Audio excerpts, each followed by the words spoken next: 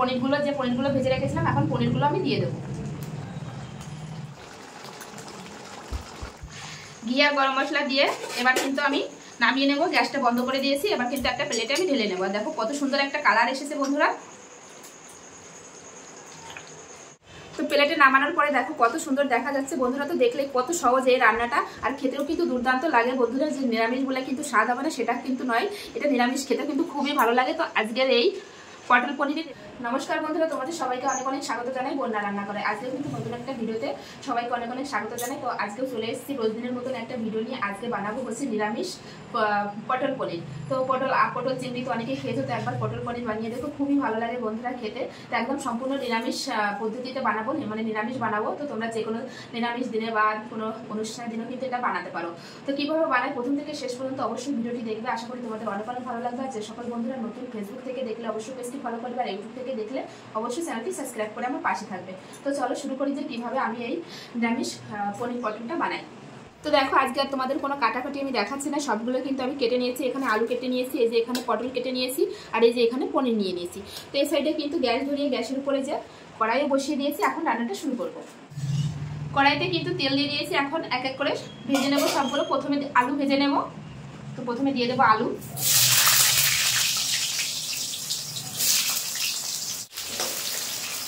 ওই সাইডে আলুটা ভাজা হয়ে থাকে, এই সাইডে একটা মশলার পেস্ট বানিয়ে নেব। প্রথমে দিয়ে দেবো এখানে 1 চামচ জিরে গুঁড়ো, দিয়ে দেবো 1 চামচ ধনে গুঁড়ো, দিয়ে দেবো লঙ্কা গুঁড়ো 1 চামচ, আর দিয়ে দেবো হলুদ গুঁড়ো। দিয়ে এবার একটু জল দিয়ে কিন্তু একটা পেস্ট বানিয়ে নেব।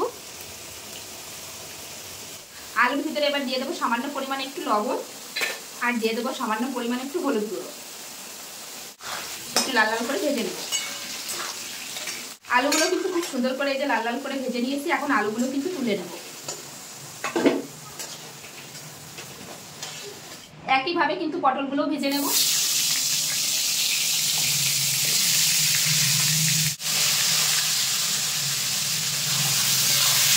পটলগুলোও কিন্তু আমি উল্টে পাল্টে লাল লাল করে ভেজে নিয়েছি। এবার পটলগুলো তুলে নেব। এই আলুর পাশেই কিন্তু তুলে নেব পটলগুলো। ওই তেলের ভিতরে আমি এই যে পনির কেটে রেখেছি, এই পনিরগুলো কিন্তু ভেজে নেব, হালকা করে ভাজবো। পনিরগুলো দিয়ে দেবো।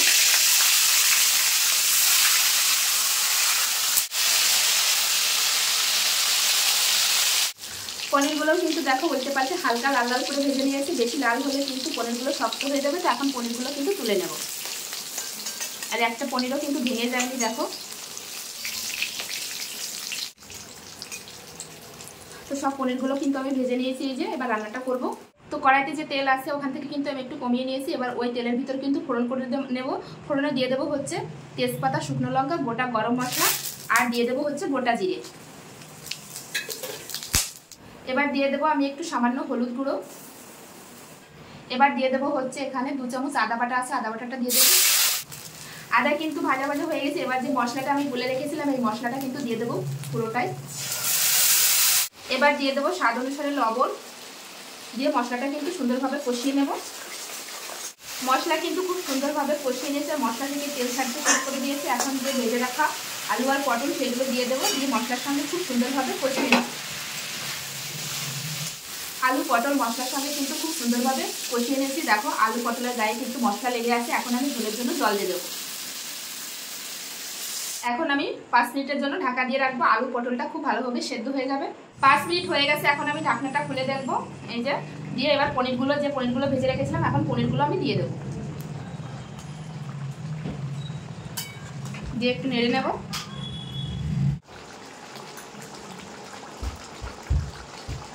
পনির দিয়েও কিন্তু 2-1 মিনিট আমি ফুটিয়ে নিয়েছি। এবার উপর দিয়ে দেবো একটু গরম মশলা গুঁড়ো।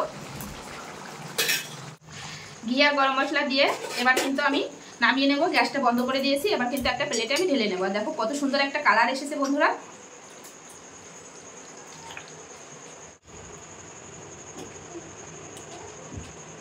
তো প্লেটে নামানোর পরে দেখো কত সুন্দর দেখা যাচ্ছে বন্ধুরা। তো দেখলে কত সহজ এই রান্নাটা, আর খেতেও কিন্তু দুর্দান্ত লাগে বন্ধুরা। যে নিরামিষ বলে কিন্তু স্বাদ হবে না সেটা কিন্তু নয়, এটা নিরামিষ খেতে কিন্তু খুবই ভালো লাগে। তো আজকের এই পটল পনিরের রেসিপিটা কেমন লাগলো বন্ধুরা অবশ্যই কমেন্টে জানাবে। ভালো লাগলে অবশ্যই লাইক কমেন্ট শেয়ার করবে। শেয়ার করে কিন্তু নতুন বন্ধুদের দেখার সুযোগ করে দেবে। এরকম নিত্য নতুন ভিডিও দেখতে হলে অবশ্যই বন্যা রান্না করে চ্যানেলটি সাবস্ক্রাইব করবে।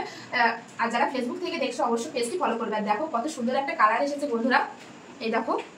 তো দেখতে কেমন হয়েছে কমেন্ট করতে কিন্তু বলবে না। তো চলো বন্ধুরা, এখানে ভিডিওটি শেষ করছি। আবার দেখা হবে নতুন একটা রেসিপির সঙ্গে। ভালো লাগলে কিন্তু একটা লাইক একটা শেয়ার দিয়ে পাশে থেকে যাবে।